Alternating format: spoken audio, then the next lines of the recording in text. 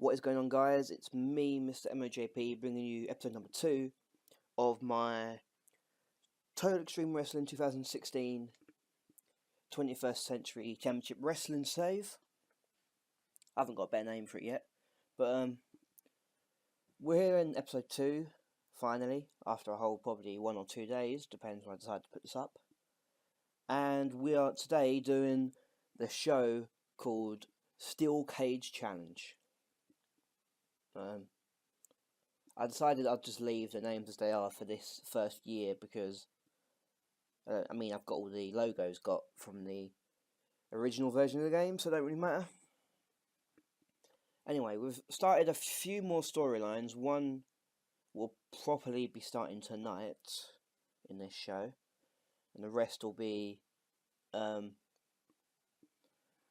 rest has just been going on during the TV, and we've got loads of championship matches tonight. 3 championship matches, about 6 pre-show matches, just because I wanted to get people on the card. Everyone's written, none of them are paid for appearance, so I'm not paying people to do nothing.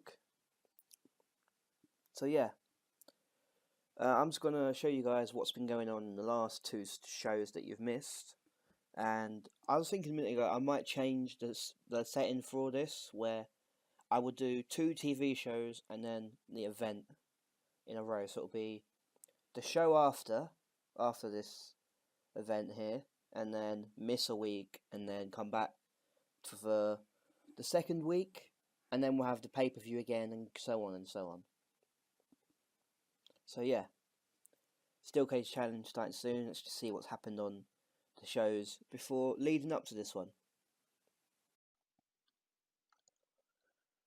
Okay, so this is the show history from the last 2 ones. We left you with the 71 rated C+, not C, which is pretty good. We sold out the Limit Inspire Arena both weeks. I don't know why I didn't change what arena we were using, I just forgot. So we got 69 rated show last week, which is basically started with Jonathan Force put out a bounty on Dark Angel of £1 million bounty for bounty for whoever could take out Dark Angel before the pay-per-view. Then we had Beast Bantam won a number 1 contenders match against Danny Patterson for the 21st Century United Kingdom Championship, that's a pretty poor match of 50 rated. Not the best way to kick off the show. I should have put Harry Wilson on first. Speaking of Harry Wilson, he's the brother of Dark Angel, so he's in this storyline with him now, along with Stevie Stote, who is the tag partner of Jonathan Forst, aka the Forced and the Furious. I know it's a really bad pun, I didn't come up with it, it was already in the game. Then we had Matravers challenged Edward Cornell to a championship match for the World Championship on the next show, which is in the south of England, but I'll show you that when we get to it. Pretty decent promo, 83 rated grade, which I'm quite happy with. Then the Ivanovs defeated the Pride with an interference from Hot Stuff. I think it was just Martinez, really, but I'll say it was Hot Stuff. That was a very good match from the Ivanov brothers and the Pride. And 73 rated grade was good. And we had Nightmare, Bedlam and Sifu with a pretty poor match. 54 rated match. I don't really have any plans for any of them at the moment. Well, this week I didn't, but I thought of one after. Then Kathleen Lee, the manager for Hot Stuff, basically spoke about how they're so good, pretty much, and then said they're going to destroy the Pride at the pay-per-view. Steel Cage Challenge, which is today, I'm going to show you. Then Dark Angel defeated Philip Cooper in a 66 rated match. I'm disappointed in Dark Angel, really. I thought he would be pulling off better matches than that. Than a 66. I know he's getting on a bit in the game, he's 45. So, that's got something to do with it. Then there was a beatdown from Gravedigger. Came in, he got the £1 million bounty, what was put on just early on in the show. It didn't take that long at all. I guess he got so interested in the match he didn't notice 3 people coming to beat him down. That was Gravedigger, Jonathan Forst, and Stevie Stoat. Came down and beat up the Dark Angel and left him out cold. Then Edward Cornell accepted the challenge for the championship on the next show. 79 grade promo. That's just not good enough from the champion, is it? Considering Tommy Cornell, his brother, is just so much better in every way. And then Tommy Cornell, just as I was saying about, managed to get an 82 rated match out of Kevin Jones. And I think Tommy Cornell got a 90 rating in that match. It's just Kevin Jones is not the best in-ring worker and not the most over in the world. So, that's another issue. Then we had this week's show, which we didn't sell out, unfortunately. We went into a 15,000 seater stadium this time in South England. And this was the Old Kent Road Arena, which isn't a real arena, obviously, I don't think.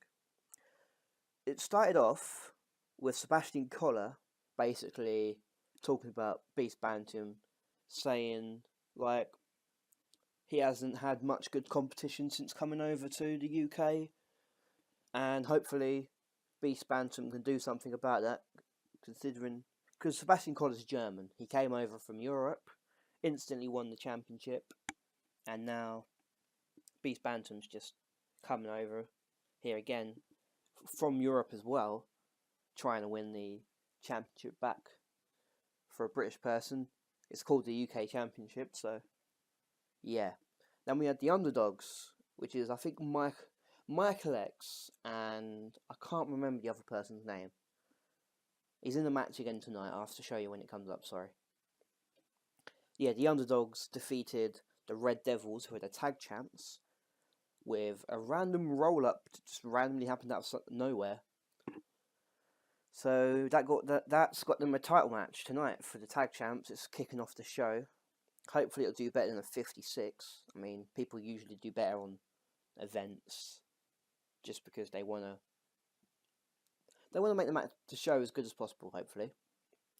And then we had Forst, Stoat and Gravedigger formed their alliance, which is the Force and the Furious 2.0, I'm guessing.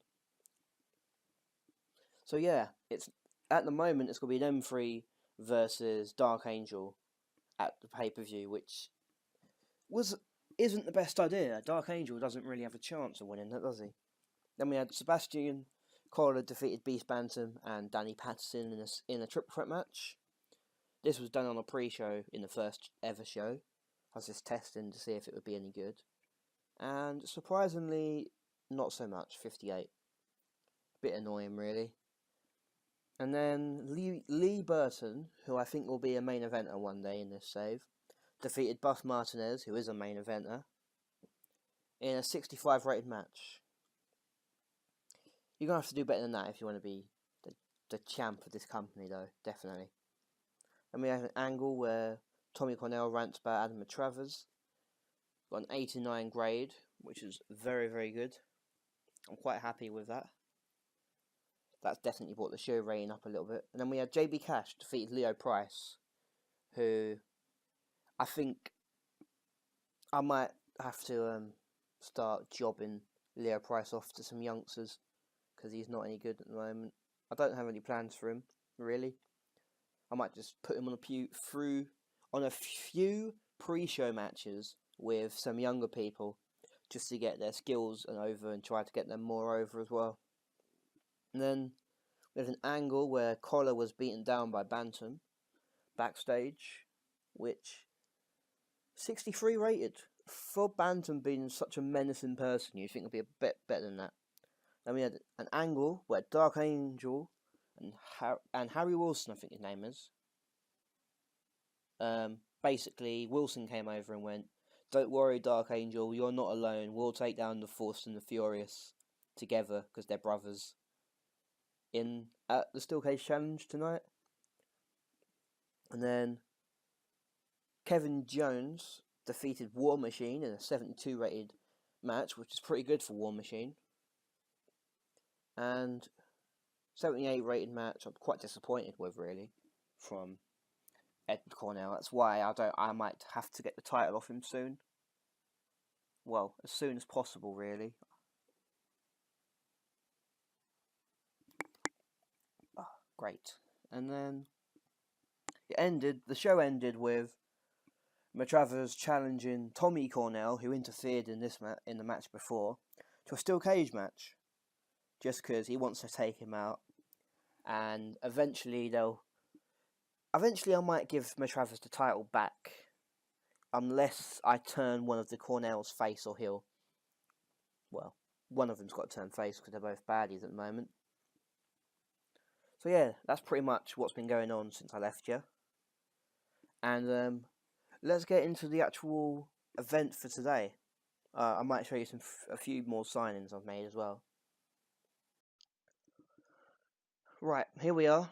I've made quite a few roster signings, which I don't think was the greatest idea, considering I'm losing money quick. But these are wrestlers I just couldn't pass up when I found them. We got Gorge, who should be quite well known with anyone. He's a pretty decent wrestler.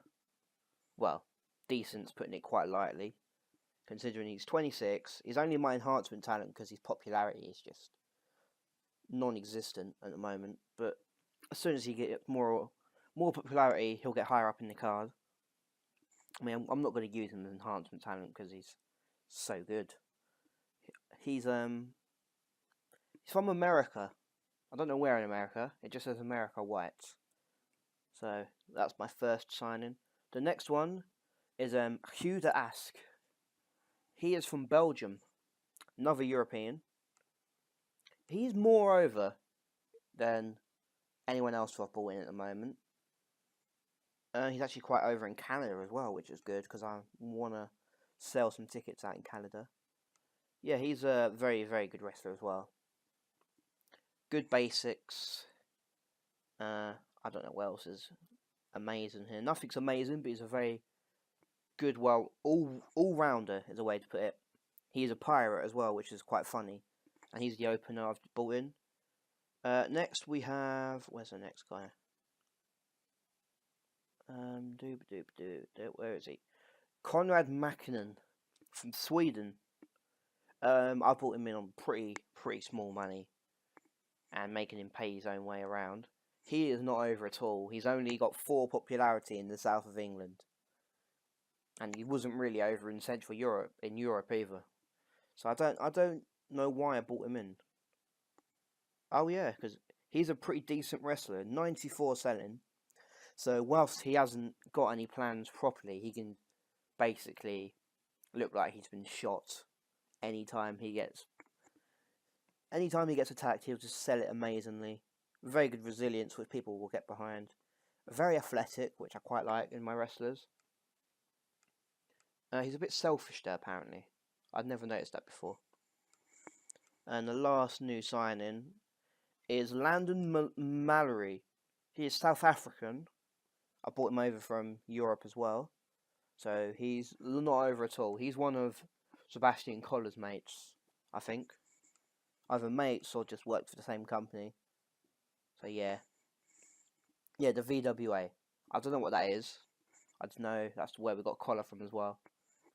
And I might push this guy quite a bit because he is a very good wrestler. I think, well, not amazing like anyone else, but like everyone else I brought in, he's just more for the future. I brought in another commentator as well here, Melanie Florence, who is quite over in the UK, 25 out of 100, which is pretty good. But she has got 80 microphone skills, 82 colour commentary, and she is just pretty good. Heel or face, it doesn't matter because she's a commentator. So yeah, I quite like the look of her as a character. Who else have I brought in? There was someone else I brought in. I can't find him. Oh, I don't know why I can't find him. Here he is, Dunton Hall. £130 a month. He's going to be my authority figure if I have it, because 87 mic skills, 91 charisma. Just, what else is there to say? And he's very well over as well. But he's not good at any gimmick whatsoever, which is unfortunate. But £130 a month, it's not much of a risk that it will actually do any good for me or not. So yeah, that's all my signings I've brought in so far, and let's get into the show. I know you're all waiting for it. So yeah, this is the show. I've got 6 minutes left of pre-show left, which is pretty useless. It's a 164-minute show. I went 14 minutes into overtime, but WWE always do that, so what's the big issue? Let's just start the show. So we start off on the pre-show with a 60 rated match. Wow. Well done for these guys. Mark Adonis and Mass Hulk got really bad ratings, but they're my youngsters in this game. And then everyone else was in the 60s. The Defense Force defeated the Men of Steel, the youngsters, in 8 minutes. That was an elimination match. Yeah, I didn't notice that. Surprisingly, no worker improvements when I've got a main eventer and an upper mid-carder. 2 youngsters and 2 mid-carders. So, I'm surprised nothing happened there. Oh, this is what I wanted. A 49 rated match. Greg Gorge, that's just because he's not over. He's a good wrestler, really. Danny Patterson with the best rating in the match. The winner was Greg Gorge. He defeated Danny Patterson. He's lost every single match I've booked him in so far. That's not good. And yeah, it's just a fast roll up again. So it's not really hurting anyone, but it's not really getting anyone over as well, is it? Next segment, a 58 rated. This was a 5-man elimination match, I think, as well. No, this was just Daniel Black Francis defeated Hugh DeAsk, the new guy, unfortunately, which was quite bad. He did a pretty good in-win work, the new guy, with 40 rating. 60s for the other 3, and unfortunately Mallory got 28. Rumble skills for Black Francis has got better, which is good. And then we've got the next one. Decent pre-show match. BW Eddie defeated Ricky Storm. No, BW Eddie and Ricky Storm defeated Nightmare and Brickhouse Boulder in 6 minutes. And 55 rated match from any of these guys was actually quite good. Ricky Storm was the best wrestler in all of it. That's the guy that looks like a karate person there. So I'm quite happy with the pre-show so far. Last pre-show match, 47 rated, not so good really. Worker improvements, only work improvements whatsoever. Doomsday's getting better in performance, which is this guy here on the right. So yeah, 47. I think this is the actual show starting. Oh my god, what happened here? That was terrible. So basically, this is Dunton Hall, our general manager, and he basically had a segment called where he's planned and created the junior division, which is a bit similar to New Japan's junior division, only instead of weight class, it's by age. So I think anyone up to the age of 30, I'd consider a junior, or 29. As soon as they turn 30, they're out of the division.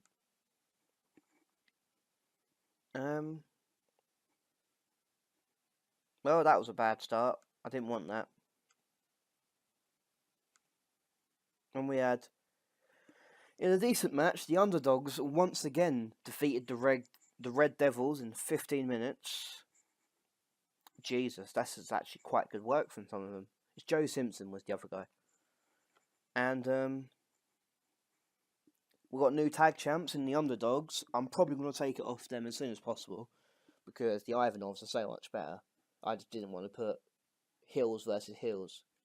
So, work improvements, unfortunately none.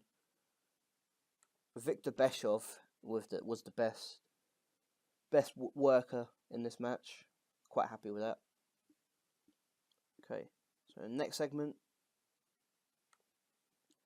An interview. Jonathan Force taunts Dark Angel. Pretty much explains itself there. The Darker World storyline has advanced, but the crowd are now interested, which is brilliant. 62 rated promo. I expect better from Jonathan Force, really. Then we're going to... What the hell? Why was this on the show? Oh, yeah.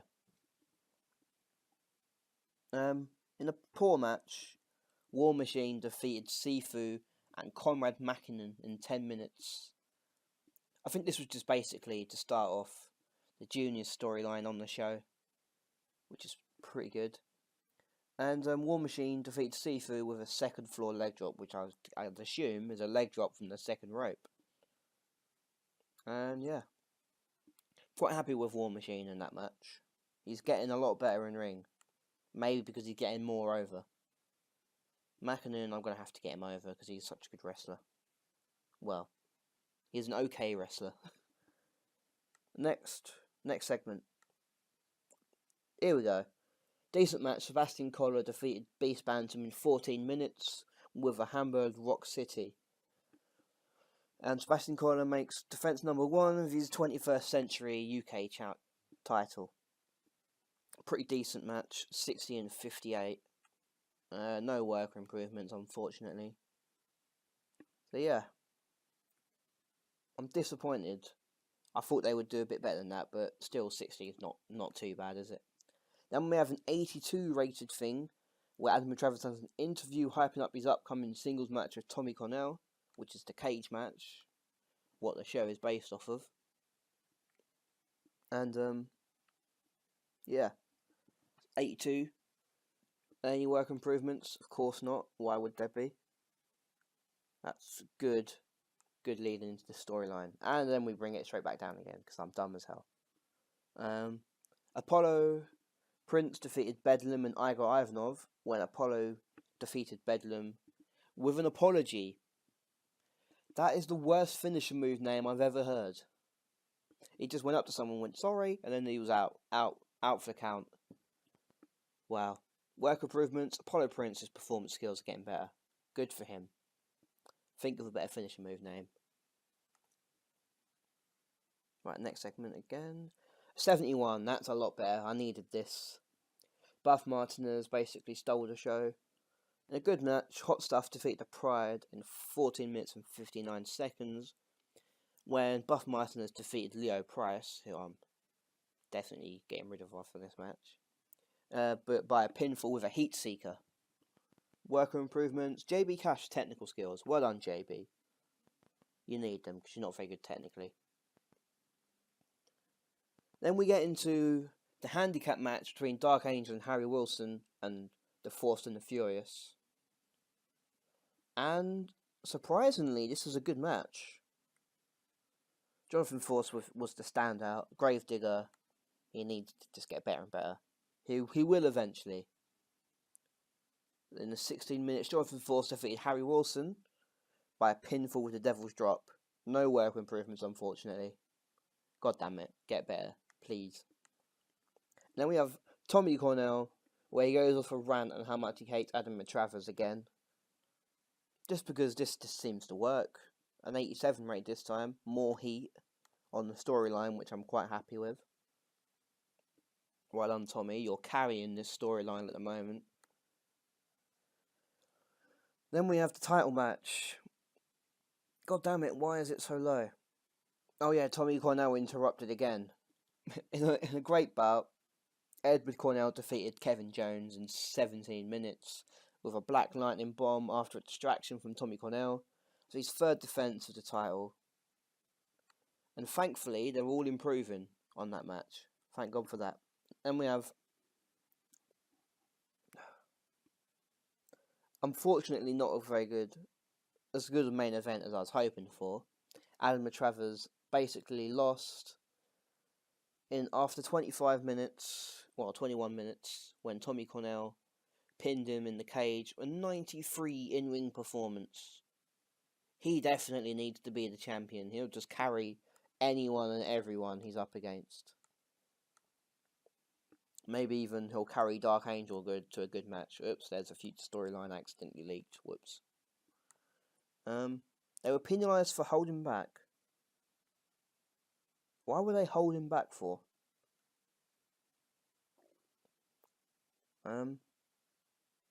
Maybe because of the Spinal Impact moves. I might turn them on because people will apparently do better with that. Let's end the show. Why is it so low? There were good matches, good promos. I guess this wasn't a good match. And this was a terrible promo. But all the rest was pretty decent. I guess I'll make a quick speech off camera. Tommy can get one. Who else can get a good one? Jonathan Force was pretty good.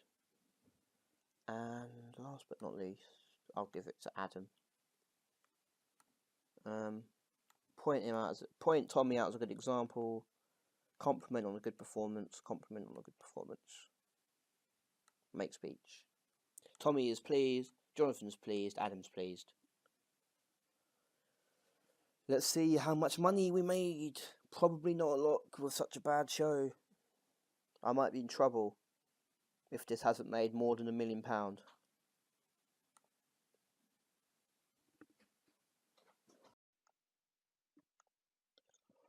Okay, so we got a few minor morale issues after that match, after that pay-per-view, but we've made money. We're now at £10.2 million again, or dollars, because screw you game, you don't know pounds. Momentum is going down, unfortunately. We've got a few emails. I'll read them, but I won't show them off camera unless they're important. Danny Patterson has a really bad...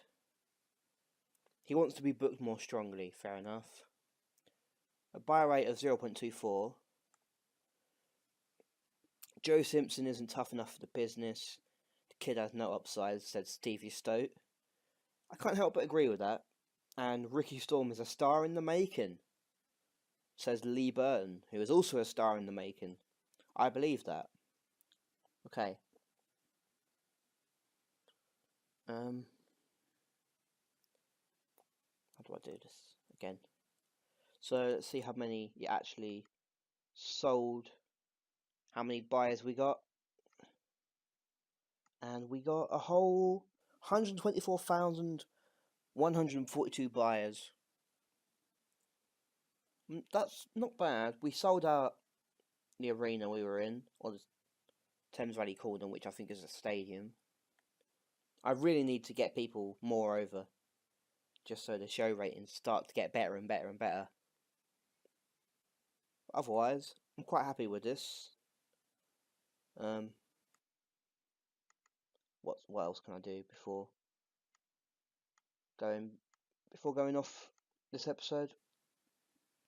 I could look at the storyline heat. How they're all going. I'm probably not too well, no my luck. Storylines. European Invasion. This is the mid-card title storyline at the moment. I'm gonna try and book Danny Patterson a bit stronger now. The juniors got off to an okay start. I'm disappointed that this is so low, with a 62. This has gone down to 78. I don't really know why, because it's been doing great. And this is a 67. The storylines need more heat. That's what's ruining the shows. God damn it. I might just end this Pride Before Us full storyline and break up the Pride. Just because I prefer Lee Burton and Leo Price. I could get a genuine storyline out of it. Where I'm gonna make them challenge again on the next show. And then I'll see what happens from there. You'll see as well, because I'm going to show the next TV taping to you all, and then I'm going to do fortnightly shows, and then the event. Okay. So, oh damn it, messed that up again. Hope you enjoyed this episode of the TEW 21st Century Wrestling save today. And if you did, like, comment, and subscribe, and I will see you in the next one.